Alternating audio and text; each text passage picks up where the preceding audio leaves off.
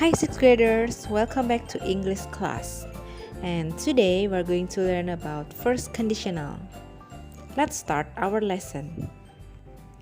There are several types of conditional, but we are going to learn only the first conditional. Okay, you've already read your class book, page 18, part 1, right? So, on the reading text, there are some examples of first conditional. There are, if the weather is good, we'll go paragliding. Jika cuacanya baik, kita akan melakukan para layang. What will I do if I'm scared? Apa yang harus saya lakukan jika saya takut? If you don't like it, I won't take you again. Kalau kamu gak suka sama para layang, saya gak akan mengajak kamu lagi. So we can say that we use first conditional to talk about things that might happen in the future. Jadi kita menggunakan first conditional untuk membicarakan sesuatu yang kemungkinan terjadi di masa yang akan datang. Jadi kemungkinannya itu besar. Enggak 100%, tetapi mungkin 90% akan terjadi. Now look at the example. If it rains today, I will get wet.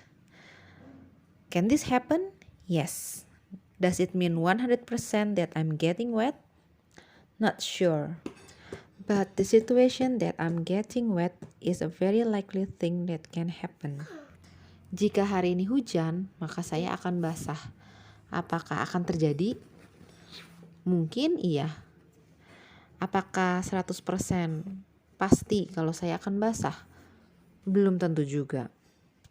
Tapi kemungkinan saya menjadi basah jika hujan benar-benar turun, itu kemungkinannya besar. Let's see another example. If you don't hurry, you will miss the class. Can this happen? Yes, but not 100% sure. But there's a big chance that it will happen. Jika kamu tidak buru-buru, kamu akan melewatkan kelasnya. Apakah ini bisa saja terjadi? Ya, tapi tidak 100% yakin kalau ini akan terjadi. Hanya kurang lebih 80-90% kemungkinannya kalau ini akan terjadi. Let's see the formula. After if is always followed by simple present. And for the main clause atau klausa utama itu selalu menggunakan future tense will.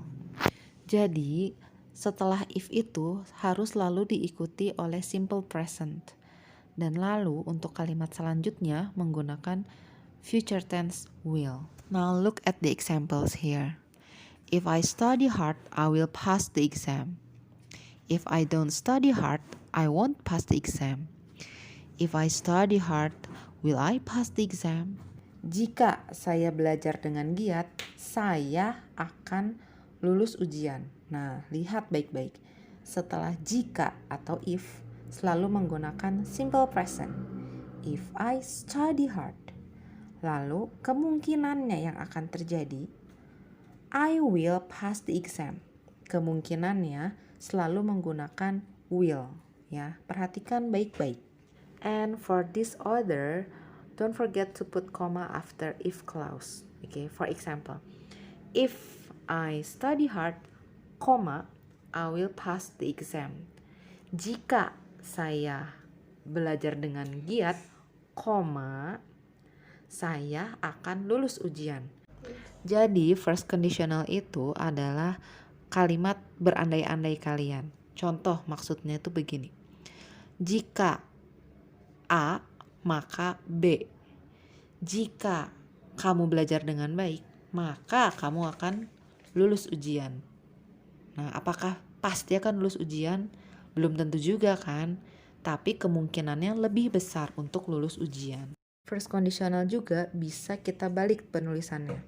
Jadi, kita menggunakan klausa utama dahulu, lalu diikuti dengan klausa if. Contohnya, I will pass the exam if I study hard. I won't pass the exam if I don't study hard. Will I pass the exam if I study hard? Oke, untuk yang ini kamu tidak perlu menggunakan koma ya. Jadi perhatikan baik-baik. And for yes or no question, we just say like this. If the answer is yes, just say yes, you will. If the answer is no, just say no, you won't. Okay? Will I pass the exam if I study hard? Yes, you will. Or no, you won't. If I study hard, will I pass the exam? Yes, you will, or no, you won't. Now you've already learned about first conditional, and now it's time for you to do the exercise. And if you have any question, please let me know, okay? See you next time. Bye-bye.